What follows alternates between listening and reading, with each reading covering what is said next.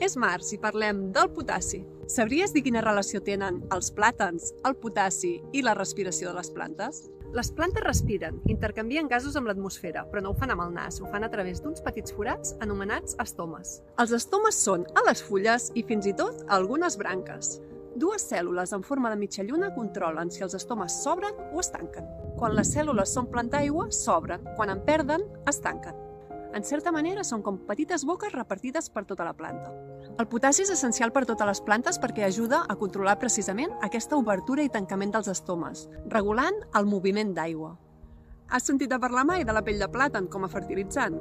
El plàtan és una bona font de potassi, però per les plantes la descomposició de la pell és massa lenta. El potassi pot trigar fins a 1 any a alliberar-se i que les plantes el puguin agafar. En aquest sentit, incorporar-les al compost és més efectiu pel nostre hort. Coneixes alguna altra font natural de potassi? Ens veiem el mes que ve amb un nou element.